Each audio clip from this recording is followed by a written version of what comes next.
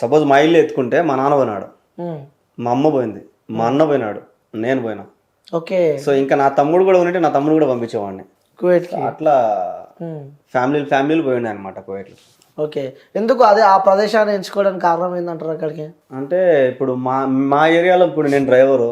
So నేను ఎక్కడ పని చేసినా 10,000 15,000 కంటే ఎక్కువ వేరు. అక్కడ పోయినా మనకు ఒక్కసారి 30,000 ఇస్తారు. ఉమ్, సో ఆ డబ్బు ఆశతోనే అక్కడికి వెళ్తారు అన్నమాట. ఓకే. అంటే ఇక్కడ మహానగరం హైదరాబాద్ ఉంది, బెంగళూరు ఉన్నాయి. ఇక్కడ ఇన్ని వదిలిపెట్టి కేవలం అక్కడ ఎందుకు అక్కడ అంటే అంతగానం అక్కడ ఎందుకు అట్రాక్ట్ అయినారు అనుకోవచ్చు మరి? అంటే ఇప్పుడు హైదరాబాద్ ఉంది, నేను వస్తా హైదరాబాద్కి, నీ దగ్గర డ్రైవర్ చేస్తా, నీకు నాకు బెసికిందంటే రాత్రి బ్యాగ్ చదువుకొని వెళ్ళిపోతా, నేను ఏదైనా చేయను కూడా చేయగలుగుతా నేను. సో అక్కడ అట్లా కుదరదు. ఉమ్, వాళ్ళ దగ్గర అన్నీ ఉంటాయి, పాస్పోర్ట్ కానీ ఏదైనా సరే. నువ్వు అక్కడికి పోవడం వరకే నీ చేతిలో ఉంటుంది, అక్కడి నుంచి దాటుకోవడం అంతా వాళ్ళ చేతిలో ఉంటుంది. నువ్వు చిన్న మిస్టేక్ చేసినా కూడా వాళ్ళకి ప్రతిదీ తెలిసిపోతుంది. నువ్వు ఎయిర్పోర్ట్లోంచి బయటికి పోవాలన్నా కూడా వాళ్ళకి మెసేజ్ అయిపోతుంది. ఓకే. సో అట్లుంటుంది కాబట్టి అక్కడికి వెళ్తారు అనమాట. అంటే ఎలా అన్న అక్కడికి ఎలా వెళ్తూ ఉంటారు? అంటే పాస్పోర్ట్ తీసుకొని అంటే అక్కడ చాలా మందికి వీసాలు ఉంటాయి కదా, అంటే వర్క్ వీసా పని వెళ్తూ ఉంటారు. అంటే ఇంతమందికి అక్కడ వెళ్తున్నారంటే ఇట్స్ నాట్ ఏ జోక్ అసలు. అంటే అక్కడ వర్క్స్ ఏ విధంగా ఉంటే ఎలా వెళ్తుంటారు అక్కడికి? ఇంట్లో పని అంటే దివానీ అని ఒకటి ఉంటుంది. సాయంత్రం మొత్తాన్ని వాళ్ళంతా కూర్చొని చాయ్ గవ్వ తాగడము, ఖర్జూర పండ్లు తినడము ఇలాంటివి చేస్తూ ఉంటారు. సో దానికి ఒక మనిషిని పెట్టుకుంటారు, ఒకరు పెట్టుకుంటారు, కొంతమంది ఇద్దరు కూడా పెట్టుకుంటారు. ఓకే. ఇంకా డ్రైవర్ అంటే ఫ్యామిలీకి ఒక డ్రైవర్ ఉంటాడు. ఇప్పుడు ఒకే ఇంట్లో 4-5 ఫ్యామిలీలు ఉంటాయి, వాళ్ళ అన్నదమ్ములు విడిపోరు, అందరూ ఒకే దాంట్లో ఉంటారు, ఉమ్మడి కుటుంబంలో ఉంటారు. వాళ్ళు ఎవరెవరు డ్రైవర్ వాళ్ళు పెట్టుకుంటారు. నీ డ్రైవర్ నువ్వు నన్ను పిలిచకూడదు, నా డ్రైవర్ ఎవరో వాళ్ళని పిలిచకూడదు అని చెప్పి సపరేట్ డ్రైవర్లు పెట్టుకుంటారు. సో అదొకటి. ఇంకా హౌస్ బాయ్ అంటే ఇంకా చెట్లకి నీళ్లు పట్టడం కానీ, చెట్లు కట్ చేయడం కానీ అట్లా కూడా పెట్టుకుంటారు. ఇంకా వంట వాళ్ళు ఆడవాళ్ళని పెట్టుకుంటారు, మగవాళ్ళు కూడా కొంతమంది మగవాళ్ళు కూడా పెట్టుకుంటారు. సో ఇవన్నీ లేబర్ పనులు అనమాట, ఖాదీ వీసాలు అనమాట ఇవన్నీ. సో ఆ వీసాల ప్రకారం చాలా మంది పోతా ఉంటారు. ఓకే. అంటే ఒక సపోజ్ ఒక ఇల్లు ఉంది అనుకో, ఇంట్లో ఎంతమంది పనులు ఉంటారు? అంటే ఇప్పుడు 5 మంది ఫ్యామిలీ, 5 మందికి 5 కద్దామాలు ఉంటారు, ఒక్కొక్క ఇంటికి ఒక్కొక్క కద్దామా. కద్దామా అంటే పని మనిషి. ఓకే. కద్దామని పని మనిషి అంటారు. డ్రైవర్ని సహాయక్ అంటారు అక్కడ వాళ్ళ భాషలో. ఓకే. డ్రైవరు ఒక్కొక్క ఫ్యామిలీకి ఒక్కొక్క డ్రైవర్ ఉంటాడు. అదే అంటే ఒక్కొక్క సపరేట్ ఉంటారు, సపరేట్ ఉంటారు. అంటే నీ డ్రైవర్ నేను పిలిచకూడదు, నా డ్రైవర్ నేను పిలిచకూడదు. మళ్ళీ వాళ్ళు ఉమ్మడి కుటుంబంలో ఉంటారు, కానీ లోపల కుట్రలు చాలా ఉంటాయి. అదే అంటారు. మీరు కూడా అక్కడ ఇంటి పనికి వెళ్ళారా? ఇంట్లో డ్రైవర్గానే పోయినా. ఓకే, డ్రైవర్గా. అంటే ఇప్పుడు మనం ఒక ఇంటికి వెళ్తామన్నా, కువైట్లో ఒక ఇంటికి సపోజ్ మన ఫ్రెండ్ ఎవరో వెళ్ళారు అక్కడికి, డ్రైవింగ్ పని అని చెప్పి వెళ్ళాడు అంటే అక్కడికి వెళ్తే డ్రైవింగ్ పని ఉంటుందా లేకపోతే ఇంకా ఏదైనా పనులు చెప్తుంటారా? అన్ని పనులు చేయాలా, ప్రతి ఒక్క పని చేపిస్తారు. నేను ఆ పని చేయను అంటే ఇంకా వాళ్ళ నిజస్వరూపం బయటపడుతుంది అనమాట. ఓకే. ఎందుకు చేయవు, నీకెందుకు రాదు, నువ్వు మగవాడు కదా అనే రకంగా మాట్లాడతారు. అంటే డ్రైవింగ్ వచ్చిన డ్రైవింగ్ చేస్తా అంటే అట్లా ర్యాష్ గా మాట్లాడితే ఇంకా వాళ్ళు కూడా ర్యాష్ గా మాట్లాడతారు అనమాట. సో లేదు నువ్వు అణిగిమణిగి ఉన్నావంటే వాళ్ళు నీకు తగ్గట్టు ఉంటారు అనమాట. అంటే ఇబ్బందులు పెడుతూ ఉంటారు అన్న అక్కడ. అంటే అన్ని ఇళ్ళు ఇబ్బంది పెట్టవు, కొన్ని ఇళ్ళు ఎక్కడో ఉంటాయి కచరాటి. సో 100% బాగానే ఉంటాయి. ఓకే. 20% మామూలే. అంటే మీరు చేసే వీడియోలో ఆ కువైట్కి మొత్తం నెగిటివ్ ఉంటుంది, అక్కడికి ఎవరు వెళ్ళొద్దు, అక్కడ చాలా కష్టాలు ఉంటాయి అని చెప్పి కూడా మీరు వీడియోస్ చూస్తే ఎవరైనా వెళ్ళాలంటే భయం అవుతూ ఉంటుంది. అంతగానం ఇబ్బంది అక్కడ మీరు ఏం పడ్డారు అంటే అంటే వెళ్ళొద్దు ఈ ప్రదేశానికి మనం వెళ్ళొద్దు అని చెప్పాలంత ఇబ్బంది ఏం పడ్డారు? అంటే ఇప్పుడు నేనుండే ఇల్లు అయితే నువ్వు వీడియోలు బాగా గమనిస్తే నాకు మంచి ఇల్లే, కానీ మంచి ఇంట్లో పని చేస్తా కూడా నేను వెళ్ళొద్దు అంటున్నానంటే అక్కడ ఎంత రిస్క్ ఉందో ఇంకా నా వీడియోలోనే తెలుసుకోవచ్చు మీరు. అవును. సో నాకు మంచి ఇల్లు, అది చాలా మంచి ఇల్లు, బాగా చూసుకుంటాను నన్ను, తిండి కానీ నిద్ర కానీ. సో అన్నీ బాగుంటాయి, నాకు పైన ఖర్చులకు డబ్బులు ఇస్తారు. అయినా కూడా నేను వద్దు అంటున్నానంటే అక్కడ ఎంత రిస్క్ ఉంటుంది. అంటే ఏం అంత అనుభవం ఏం తిన్నారు అక్కడ మీరు అంటున్నా? అనుభవం అంటే మన వాళ్ళని చంపిన వాళ్ళు కూడా ఉంటారు, వాళ్ళు చాలా మంది చచ్చిపోయిన వాళ్ళు కూడా ఉన్నారు. సో ఫిలిపిన్ వాళ్ళని అయితే ఎడార్లోకి తీసుకొని పోయి కాల్ చేసినారు అంటే అక్కడ వాళ్ళు. సో నువ్వు అదే కానీ కువైట్ వాళ్ళని ఒక దెబ్బ వెయ్యి నువ్వు అనిచి రాలేవు. ఓకే. వాళ్ళు మాత్రం ఏమేం చేస్తారు. సో అంత రిస్క్ ఉంది కాబట్టి వద్దంటున్నా. నేను మగవాళ్ళు పొమ్మనే చెప్తాను నేనైతే, మీకు అంత ధైర్యం ఉంది, దేవుడు మగతనం ఇచ్చినాడు కాబట్టి పో, కానీ ఆడవాళ్ళు పోవద్దని నేను చెప్తాను. ఓకే. అక్కడ కలిసారన్న అమ్మాయిలు ఇక్కడ ఇబ్బందులు పడుతున్న అమ్మాయిలని చాలా మంది ఉంటారు. అసలు నువ్వు ఇక్కడ టిక్ టాక్ పని చేయలేదు కాబట్టి నీకు తెలియడం లేదు, టిక్ టాక్ పని చేసి తెలుస్తుంది వాళ్ళ కష్టాలన్నీ దాంట్లో పెడతా ఉంటారు. ఓకే. అక్కడ నడుస్తుందా టిక్ టాక్? నడుస్తుంది. ఏమని చెప్తూ ఉంటారు వాళ్ళు మీకుతో? అంటే నాకెవరు చెప్పరు, నేను చూస్తూ ఉంటా. అంటే అక్కడికి వెళ్తే చూస్తూ ఉంటారు కదా, చాలా మంది నాకు కూడా మెసేజ్ పెడతా ఉంటారు, నాకు ఇట్లుందన్నా అని. నేనే ఒకరి కింద పని చేస్తున్నా డ్రైవర్ గా, సో నేనేం చేయగలుగుతాను? నువ్వు అదే ఇక్కడ ఇండియాలో ఎక్కడన్నా ఉంటే అన్న ఈ మారుగుంది పరిస్థితి అంటే నేను వచ్చేస్తా. సో నాకే నమ్మకంలో ఇంటికి పోతాం లేదు, నీకేం చేసాను వచ్చి. సో అక్కడ ఒకరికొకరు హెల్ప్ చేయడం కొద్దిగా కష్టమే. పాత వాళ్ళు ఉన్నారు చాలా ఏళ్ళ నుంచి అక్కడే ఉండి బాగా పలుకుబడి సంపాదించిన వాళ్ళు కొద్దిగా హెల్ప్ చేయగలుగుతారు. ఓకే, తెలుగు వాళ్ళు ఎక్కువ కనిపిస్తుంటారు కదా అక్కడ? ఎక్కువగా చాలా మంది. అంటే మరి ఈ సందర్భాలు జరిగినప్పుడు అంటే అక్కడ అంటే వేరే కంట్రీస్లలో కూడా ఆ తెలుగు కాలనీస్ కానీ ఇలాంటివి ఉంటూ ఉంటాయి, అంటే తెలుగుకు సంబంధించిన వాళ్ళు ఒక ఆ ప్లేస్లో ఉండడం కానీ ఇలాంటివి ఉంటూ ఉంటాయి. అంటే ఈ కువైట్లో తెలుగుకు సంబంధించిన వాళ్ళు ఒక ఏరియా కానీ ఒక ప్లేస్ ఇలా ఏం లేదు అక్కడ? ఉంది, మాలియా అని ఒక ఏరియా ఉంది కువైట్ సిటీలో, మాలియా అని. మాలియా శుక్రవారం అక్కడ కలుసుకుంటారు అనమాట జనాలు, చాలా మంది వస్తారు. ఇంకా కువైట్ అవతల ఇంకొక ఊరు ఉంది ఫాహెల్ అని, సో ఆ ఏరియాలో కూడా మన తెలుగు వాళ్ళందరూ కలుసుకుంటుంటారు. సో ఒక్కొక్కరు ఒక్కొక్క ఏరియా పెట్టుకుంటారు, ఈ ఏరియాలో కలుసుకుందాం మన సెలవు వచ్చినప్పుడు. సో అక్కడికి వచ్చి అందరు కలుసుకొని సాయంత్రం దాకా ఉండి తిని ఇంకా జలసాలు చేయడం పోవడం. ఓకే, ఎలా ఉంటుంది అక్కడ కల్చర్, ఏ విధంగా ఉంటుంది అంటే కంపేరివ్ టు ఇండియా? సో అక్కడ కల్చర్ ఏ విధంగా ఉంటుంది అంటే మీరు ఇక్కడ పుట్టి పెరిగారు కాబట్టి, సో ఇండియాలో ఉన్న కల్చర్ కానీ అక్కడ ఉన్న కల్చర్ కానీ రెండిట్లో మీరు ఏం డిఫరెన్స్ గమనించారు? డిఫరెన్స్ అంటే వాళ్ళు ముస్లిమ్స్, సో వాళ్ళకి తగ్గట్టు వాళ్ళు ఉంటారు. సో మనము హిందూస్, సో మనకు తగ్గట్టు మనం ఉంటాం. ఇక్కడ అందరం ఒకటే, కానీ అక్కడ ఏందిరా అంటే వాళ్ళు ముస్లిమ్స్ కాబట్టి వాళ్ళ రూల్సే మనం పాటించాలా అంటారు. కానీ ఇక్కడ అట్లా కాదు కదా, నువ్వు ముస్లిమ్స్ అయితే నేను హిందూ అయితే అందరం కలిసే ఉంటాం. సో అక్కడ అట్ట కాదు. ఇప్పుడు వాళ్ళు ఒక్క పొద్దులు ఉంటారు రంజాన్లకి, సో మనం కూడా ఒక్క పొద్దు ఉండాలి. ఓకే, అంటే మన ఇళ్ళలో ఇంట్లో ఉండేవాళ్ళు చెప్పరు, అరే నువ్వు ఒక్క పొద్దు ఉండు, నువ్వు ఉండకపోతే కొడతాం మేము, అది ఇది అనరు. సో బయట ఎక్కడన్నా తిన్నా కూడా ఫైన్ వేస్తారు నీకు పోలీసు వాళ్ళు. అదేంది? అది వాళ్ళ రూల్ కదా, వాళ్ళ ముస్లిమ్స్ దేశం కదా, సో వాళ్ళ రూల్స్ ని పాటించాలని చెప్తున్నా. అది ఇక్కడైతే ఇష్టం, అది మన ఇష్టం.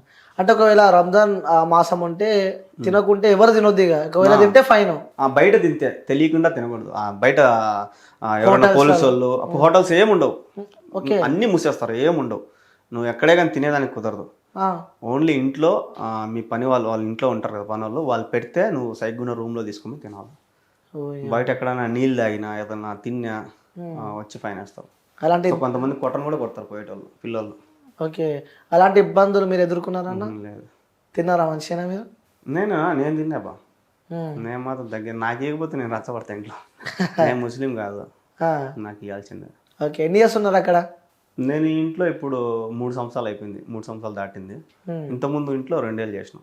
ఓకే, అంటే ఒక్కొక్క ఇల్లు పంచుకుంటారు అనమాట? అంటే అట్టేం పంచుకునేదేంలా, అగ్రిమెంట్ ఉంటుంది ఒక ఇంట్లో. ఇప్పుడు నేను ఒక ఇంట్లో పోతానంటే 2 ఏళ్ళు అగ్రిమెంట్ ఉంటుంది. ఓకే, ఆ 2 ఏళ్ళు నువ్వు కంప్లీట్ చేసుకుని రావాలా. నీకు నచ్చితే మళ్ళీ పోవచ్చు, నీకు నచ్చకపోతే. ఓకే ఓకే, అగ్రిమెంట్ ఉంటుంది. ఇప్పుడు మీరు 3 years పెట్టినారు, అయిపోయింది, మళ్ళీ మీరు ఇండియాకి వచ్చారు. 2 years ఉంటుంది అగ్రిమెంట్.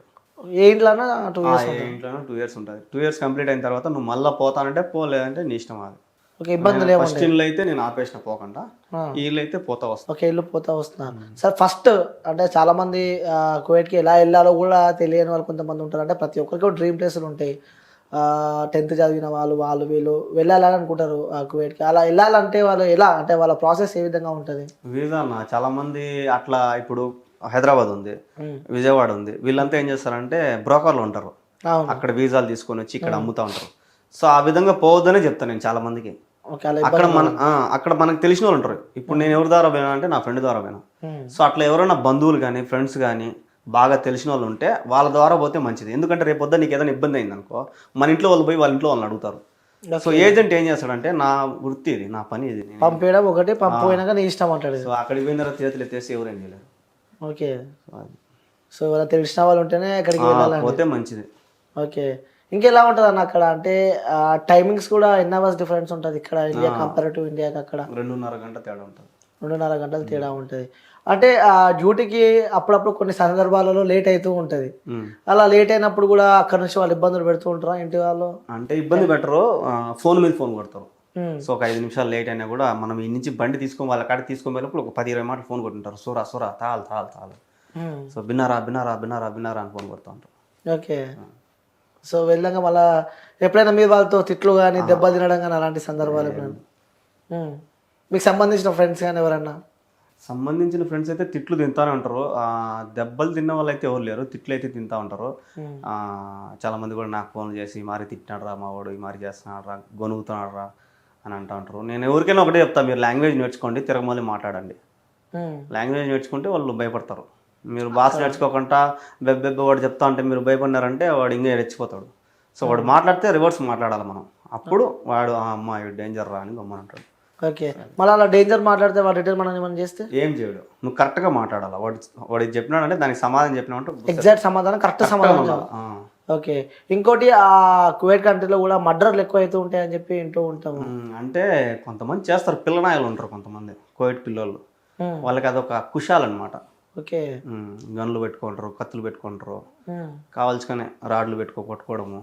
సో ఇట్లాంటివన్నీ కుషాలు ఈ నడవన ఎక్కువ అయిపోయినాయి అవి. ఇంకా ఈ నడవన పిల్లనాయలు ఎక్కువ అయిపోయినాయి, రచ్చలు పడ్డం, కొట్టుకోవడం, రోడ్ల మీద కార్లతో గుద్దుకోవడము, ఇట్లాంటి ఎక్కువ అయిపోయినాయి. ఓకే, తెలుగు వాళ్ళు నాకు ఇబ్బందులు పెడుతుంటారు అక్కడ? తెలుగు వాళ్ళని ఏమి ఇబ్బంది పెట్టరు. ఓకే, ఇబ్బంది అంటే ఇదే ఇళ్ళల్లో ఏదన్నా ఉంటుంది. ఇప్పుడు నువ్వు నీ ఇంట్లో నేను డ్రైవర్ అయితే నీ ఇంట్లో ఏదైనా ఇబ్బంది ఉంటే నన్ను అంతే. బయట వాళ్ళు ఎవరు వచ్చి నేను ఇబ్బంది పెట్టరు. ఓకే, బయట కోయటి వాళ్ళు వచ్చి ఇబ్బంది పెడితే మా కోయటి పోయి వాళ్ళతో రచ్చపడతాడు, అట్లా ఉంటుంది. ఓకే, అంటే అక్కడ ట్రావెలింగ్ ఎలా ఉంటుంది? మీరు డ్రైవర్ చేస్తారు కదా అక్కడ, ఎలా ఉంటుంది అక్కడ driving, traffic rules and regulations కానీ ఏ విధంగా ఉంటాయి? పర్ఫెక్ట్గా ఉంటాయి, ఎక్కడికైనా మిస్టేక్ చేసినా కెమెరాలు రెడీగా ఉంటాయి. అక్కడ ఊరికే జైలు వేస్తారంట కదా? ఊరికే అంటే అక్కడ చిన్న మిస్టేక్ ఏమైనా చేస్తే దొంగతనము, లంజరికము ఇట్లాంటి వేస్తే బేహసరు లోపల. ఓకే, చిన్న దొంగతనం చేసినా అయిపోయాయి, చిన్నది ఏది ఎత్తుకున్నా అయిపోయింది, దొంగ పెద్ద దొంగ వేస్తారు. ఓకే, ఎవరైనా వెళ్ళారా అట్లా మీకు తెలిసిన వాళ్ళు జైలుకి? చాలా మంది ఉన్నారు, నాకు తెలిసిన వాళ్ళు తెలియరు, చాలా మంది ఉన్నారు జైల్లో ఉన్నారు కదా. అవును, తెలుగు వాళ్ళు కూడా ఏ జైల్లో పోయినా మనల్ని కలుస్తారు అంటూ ఉంటారు. ఈ నడవన కానూన్ అని ఒకటి పెట్టినారు. అంటే కానూన్ అంటే చాలా ఏళ్ళు జైల్లో ఉండి వాళ్ళందరినీ రిలీఫ్ ఇస్తాను అనమాట. మన ఇండియా కానూన్ అని వాళ్ళకి పెడుతుంది. జైల్లో ఎవరైతే ఉన్నారో వాళ్ళందరినీ పంపిమని చెప్పి సమావేక్షణ పెడతారు అనమాట. సో ఈ నడవనే పెట్టినారు అది. అవును, చాలా మంది వచ్చారు ఇండియాకి. అవును, అట్లా పెడతా ఉంటారు అప్పుడప్పుడు. అంటే ఒక తెలుగు వాడిగా అక్కడ తెలుగు వారి కష్టాలు కానీ వాళ్ళ బాధలు వాళ్ళ ఇబ్బందులు చూస్తూ ఉంటే నీకేమనిపిస్తూ ఉంటుంది అన్న? ఈ కోవిడ్ వద్దురా నాయన అనిపిస్తుంది. స్టార్టింగ్ అలా అనుకున్నారా? ఎగ్జాక్ట్ మా అమ్మ 14 ఏళ్ళు ఉంది సౌదీలో, అంటే కోవిడ్ అవతల సౌదీ. అవునా? సో అదంతా ఒకటే. సౌదీలో 14 ఏళ్ళు ఉంది. నేను అంత పిల్లోడిని, అప్పుడు వదిలేసిపోయింది. అందరూ మీ అమ్మ చచ్చిపోయిందిరా, ఫోన్ చేద్దాం సరిగా. ఫోన్లు ఉండేవి కాదు అప్పుడు, ల్యాండ్ ఫోన్లు ఉండేవి. సో మీ అమ్మ చచ్చిపోయింది అని బాధ పెట్టేవాళ్ళు అమ్మ. అయ్యో, 14 ఏళ్ళు ఉంది అక్కడే. వదిలిపెట్టి వెళ్ళిపోయాం మిమ్మల్ని? వదిలిపెట్టిందంటే ఇంకా బతుకుదురు కోసం పోయింది. అక్కడ వాళ్ళు చాలా ఇబ్బంది పెట్టినారు, హౌస్ అరెస్ట్ చేసినారు, రూమ్ లో వేసి అన్నం పెట్టకుండా సరిగా.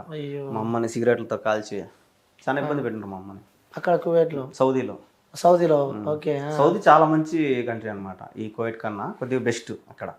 కానీ అక్కడే ఎందుకు మా అమ్మని చాలా ఇబ్బంది పెట్టినారు. మళ్ళీ మా అమ్మ 14 ఏళ్ళు అంత ఇబ్బంది పడి ₹1 కూడా తేలా ఇంటికి. కానీ మళ్ళీ సౌదీకి పోయింది మా అమ్మ. అదే ఆ ఇంటికి కాదు, వేరే ఇంటికి. ఇంకా మా అమ్మ డేర్ చూసుకోండి. ఓకే, అంత ఇబ్బందులు పడ్డా కూడా మళ్ళీ పోయింది సౌదీకి, వేరే ఇంటికి.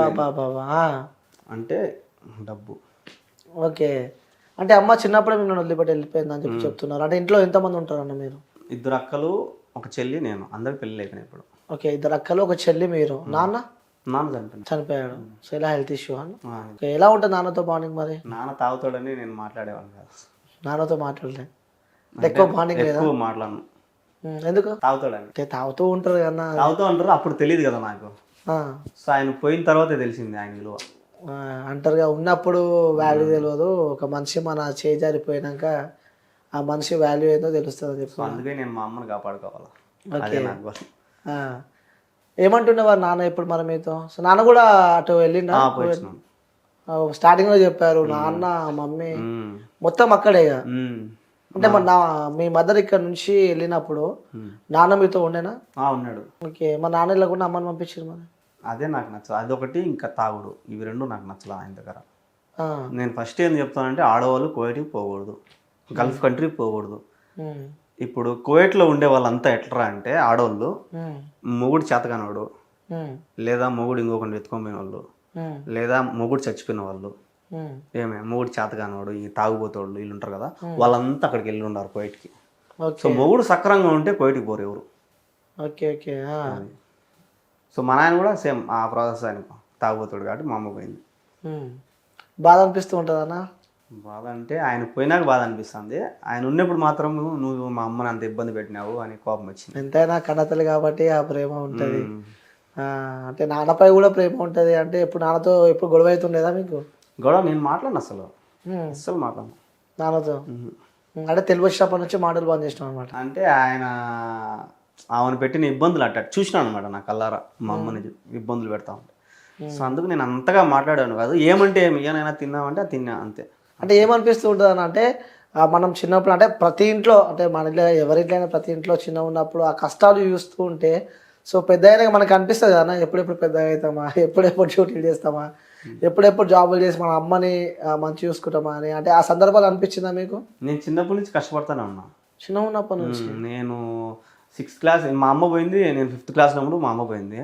ఇంకా 6th 7th నుంచి నేను చేయని వ్యాపారం లేదు, చేయని పని లేదు, అన్ని పనులు చేసిన.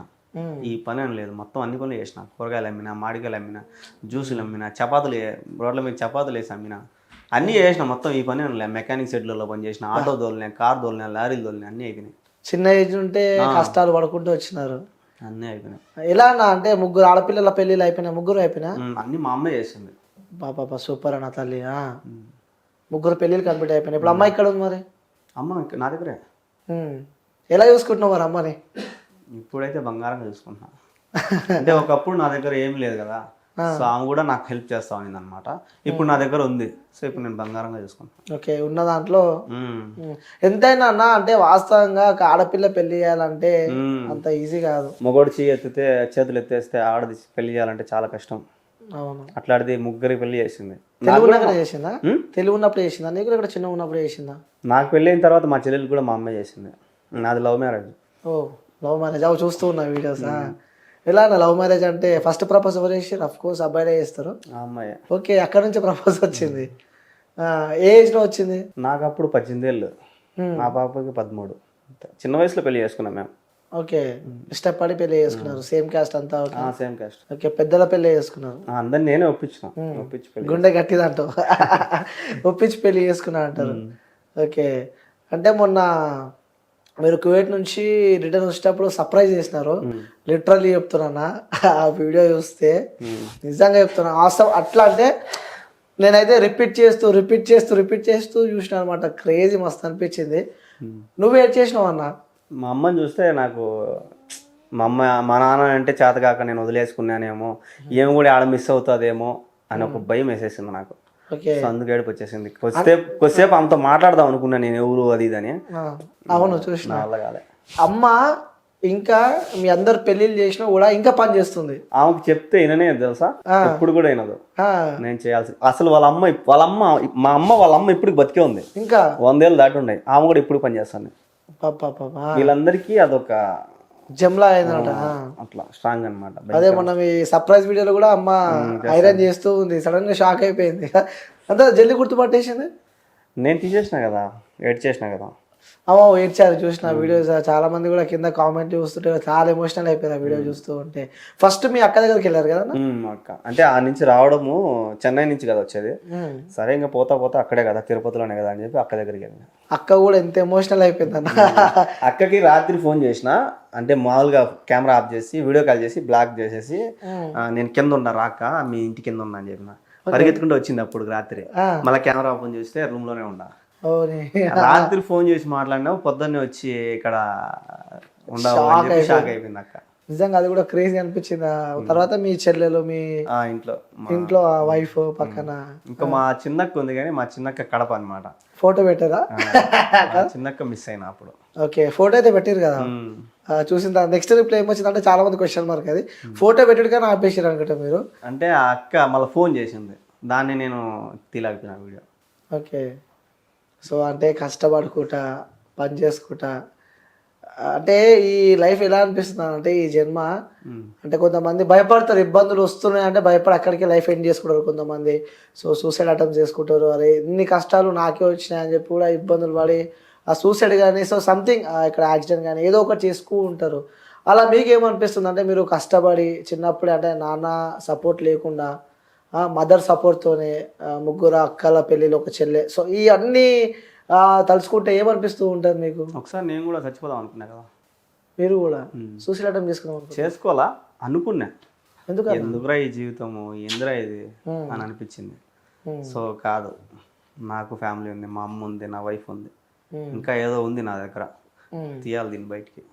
సో ఇట్లా ఇంకా కంటిన్యూ అయిపోయింది. ఎందుకన్నా సూసైడ్ ఎందుకు చేద్దాం అనుకున్నా? కరోనా టైంలో, కరోనాకు ముందు షూటింగ్ చేస్తా ఉన్నా, ఆడిగిడి పోయి ఏదో చిన్న చిన్న క్యారెక్టర్లు చేసుకుంటా. డబ్బులు ఇండస్ట్రీలో కూడా ఉన్నావా? ఇండస్ట్రీ అంటే మా కడప జిల్లాలో ఉన్నాయి, ఇక్కడ కాదు. Okay okay. సో అక్కడ చేసే వాళ్ళ దగ్గర చేస్తా ఉన్నా. అక్కడ కొద్దిగా ఇస్తా ఉన్నారు మనకు.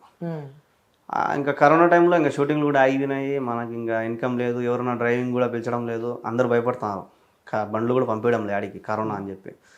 సో ఇంకొక నెలలో బాగా అప్పులు చేసిన. ఓకే. సో అప్పులు చేసినా ఇంకా వాళ్ళకి కట్టాలి కదా. అవును. ఈ కరోనా లాక్డౌన్, కూరగాయలు అమ్మిన, ఓకే. ఆటోలో కూరగాయలు వేసుకొని పోయి అమ్మిన, ఉమ్.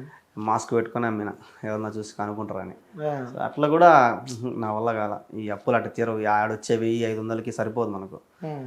ఇంకెట కాదు కువైట్కి వెళ్దాము అని అనుకున్నా, మళ్ళా లాక్డౌన్ పడుతుందేమో భయపడి చచ్చిపోదాం అనుకున్నా. ఓకే. అప్పుడు మాత్రం కొద్దిగా ఆలోచించిన, వద్దు బతకాల, సాధించాలా. అంటే అలా ఆ లైఫ్ మీద విరక్తి కొట్టి ఇక చనిపోదాం, ఇక లైఫ్ ఇక్కడికే అయిపోయింది, ఎండ్ అయిపోయింది అని కూడా చాలా మంది అనుకుంటున్నారు. సో వాళ్ళకి మీరు ఏం చెప్పాలనుకుంటున్నారు? ఎందుకంటే మీరు ఆ రోజు ఆగారు కాబట్టే ఈరోజు ఈ పొజిషన్లో ఉన్నారు. సో ఫ్యామిలీ అంతా సంతోషంగా ఉన్నారు. సో మంచిగా హ్యాపీగా లీడ్ చేస్తున్నారు. ఒక్కవేళ అదే రోజు అది జరిగి ఉంటే సిచ్యువేషన్ ఏ విధంగా ఉండేదన్న? నేను దాన్ని బట్టి ఒకటే చెప్తా, సచ్చి సాధించే కన్నా బతికి సాధించాలి. ఎందుకంటే నేను ఇప్పుడు బతికి సాధించిన, అంతే దానికి ఆన్సర్. బతకాలి, ఇంకా లైఫ్ చాలా ఉంది, ఇంకా చాలా లీడ్ చేయాలంటారు. వన్స్ ఆ రోజు స్టాప్ అయితే మాత్రం ఈరోజు ఇంకా వేరేలా ఉండేది అంటారు. అవును. ఏం చేశారన్న మూవీస్? సారథి అని ఒకటి, మన ఎన్టీఆర్ వాళ్ళ అన్న తారకరత్న చనిపోయినారు కదా. అవునా. సో ఆ సార్తో ఒకటి అయింది. ఇంకా 2 సినిమాలు ఇంకా రిలీజ్ కాలేదు. రిలీజ్ కాలేదు. ఏంటి మీ ఆశ, మీ గోల్, మీ డ్రీమ్ ఏంటి? డ్రీమ్ అంటూ ఏం లేదు, డబ్బు బాగా సంపాదించాలి. సంపాదిస్తున్నారు కదా ఇప్పుడు. ఇప్పుడు పోగొట్టిందంతా అది ఎవరు తెలియదు. సో పోగొట్టినా కదా చాలా, అదంతా లాక్కోవాలి కదా నేను. అవును. సో అదంతా లాక్కొని కూడా ఇంకా సంపాదించాలి. అంటే మా ఇంట్లో వాళ్ళు నాయన తేపో నాయన అంటే నా దగ్గర లెక్క లేదు అనే పొజిషన్కి వస్తే చాలు నేను. ఓ సూపర్. అంటే అంటూ ఉంటారు చుట్టుపక్కల వాళ్ళు, అరే యూట్యూబ్ నుంచి మస్తు రెవెన్యూ వస్తుంది వానికి ఏందని చెప్పి కూడా అంటూ ఉంటారు. సో మనం ఎంత కష్టపడ్డారో వాళ్ళు ఎవరు చూడరు, సంపాదిస్తున్న ఫుల్ డబ్బు వస్తుందని చూస్తారు. అలాంటి సందర్భాలు ఎప్పుడైనా ఎదుర్కొన్నారా మీరు? చాలా, కువైట్లో ఉన్నప్పుడే ఆల్రెడీ మా ఊర్లో టాక్ వచ్చేసింది 20-30 లక్షలు సంపాదించాడని. అదే 20-30 లక్షలు ఉంటే నేను ఎందుకుంటాడు, అదే మరుసటి రోజు ఇంటికి వచ్చేసింది నేను. అవును. చాలా మంది కూడా అన్నారు, ఆ టాక్ వచ్చింది. ఈనాడు కూడా ఒక వీడియో వచ్చింది, వాయిస్ ఓవర్ చెప్పి ఒక వీడియో వదిలింది, ఎవరో ఆమె తెలీదు.